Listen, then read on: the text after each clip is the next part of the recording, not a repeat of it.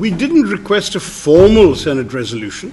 Our interest was more in talking to those who were willing to talk to us and giving our point of view. But what was interesting was that in all three sets of conversations, we got very positive feedback from all the attendees. So we first met with the India caucus representatives. Both the co-chairs came, a couple of others came.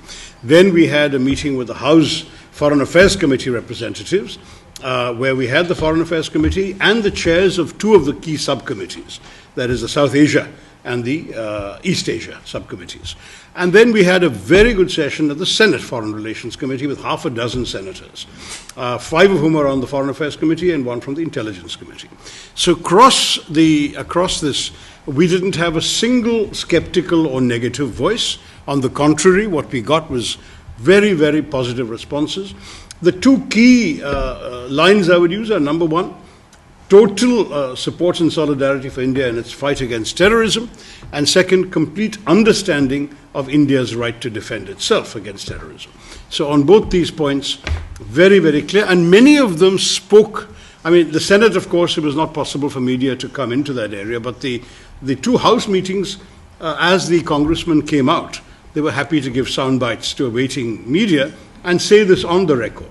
Broadly speaking, we have left the Hill very pleased with the quality of the conversations, the level of interest. And one thing that is you should know, because it's common not only to the Hill but to all the countries we've been to, is that though everyone knows we're there for a particular mission and they have shown all the empathy possible, at the same time there is tremendous interest in every country and on the Hill in strengthening relations with India across the board. It's not just a question of standing with us against terror. They also are thinking positively about economic development, cooperation, trade, investment.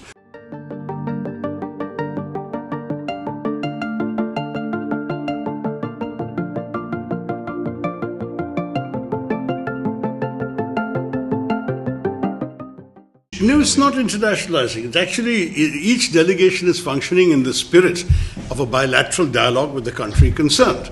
And every time that anybody asks, and that includes on the Hill, will you talk to the Pakistanis, or would mediation help so you can promote dialogue? Our answer is very clear. We cannot talk to people who are pointing a gun at our heads.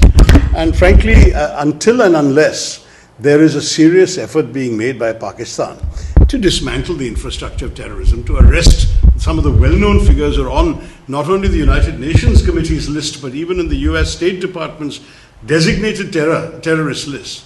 If they can't be arrested, if their bank accounts can't be frozen, if their training academies, training camps can't be shut down, if all of these things won't be done by Pakistan, why should we talk to them? It's very simple. I mean, if your neighbor attacks your children with their attacked dogs and then says, let's talk, will you talk to them until they put away the attacked dogs, or euthanize them, or lock them up in a kennel, or leash them at least? They've done none of those things. So for us, the message was very clear. No, we're not going to talk. And the reason we're not going to talk is because of the way they're behaving, not because we don't like to talk. I often say we can talk to Pakistan in practically every language they speak there. We have no shortage we don't need a third party to come between us and help us talk to them. But we won't talk to them until they give us some indication that they're worth talking to. I pointed out the entire experience of 2003 to 8, which was the peak of dialogue between India and Pakistan. Relations were good, there was open dialogue going on, and there was back-channel talks between Prime Minister Manmohan Singh's envoy and General Musharraf's envoy. In 2008, President Zardari's government came to power on a pro-peace with India platform. His Foreign Minister Shah Mahmood Qureshi was in Delhi on the day of 26/11 to sign a liberalized visa regime with India. What happened? So while you're talking peace with these people, having dialogue, and everyone is giving you great assurances, some other elements in that society, in that state, deep or whatever you want to call it, came and started killing, in our case, 170 of our citizens, and not just our citizens, Americans and other nationalities were also killed in Mumbai in 26/11. So what is the point of talking to people if they can't even control what their own instruments, agencies and elements they have created in their society? If they can't control what they're doing to us, why bother to talk to them? If people we talk to are unable or unwilling to actually give us the peace we're talking about, then why talk? Well, symbolically, I'd say that in every place we've gone to, including here, where we'll do it tomorrow, we have been paying tribute to the statue of Mahatma Gandhi. What's striking is that there is no capital, it seems, where there isn't a bust, at least one, if not two or three, in the capital city, hailing Mahatma Gandhi. And it's a reminder to the world that we are a land of peace and non-violence. We don't desire war, we don't seek it. But if it is thrust upon us, we will face it with courage. And Mahatma Gandhi taught us all not to live in fear, and we will not live in fear. So that symbolically would be the one part of your question. Other memorable moments, I think it'll be invidious if I pick out any particular meetings, because all the meetings have really been very positive.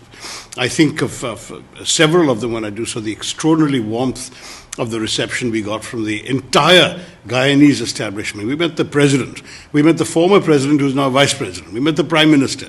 11 members of his cabinet attended a dinner in our honor. We met the speaker of the National Assembly. It was extraordinary. The entire establishment of Guyana met us and gave us immense support and respect. In Panama, it was striking. I think we often joked about this amongst ourselves, that one of the things the foreign minister wanted, after he had already publicly expressed support for our stand on this particular conflict, was to have an IIT. He said, when can you bring an IIT to Panama? That was what. So, India is seen in this very, very broader, much broader light. In Colombia, we had terrific interactions right across the board. And again, what was striking with the government of Colombia was that when they spoke to us really as people they wanted to get to do more with. We had, for example, a think tank called the Colombia Council of International Affairs, which had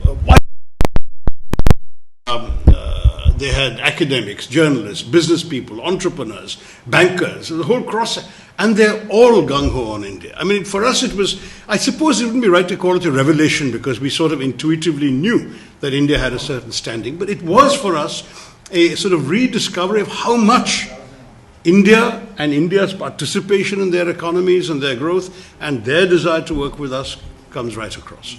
Brazil, I mean, we had really back-to-back, the vice president of Brazil, the president was away, was so incredibly warm and friendly. And again, the same thing. He had been governor of Sao Paulo earlier. He recalled an Indian company opening a big aluminium plant in his state. He wanted us to come and do more. Again, he wants to come to India. He wants Indian businesses to come.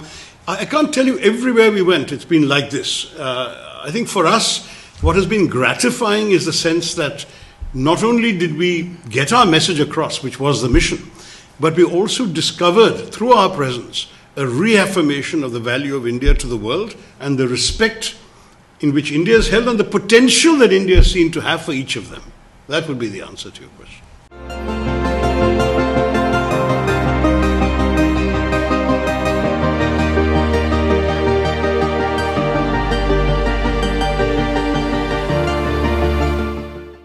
We're also very happy, I think, all of us as a delegation, that the Axiom space shuttle, which will be going to the International Space Station, yes, the second in command, the pilot, is an Indian Air Force pilot.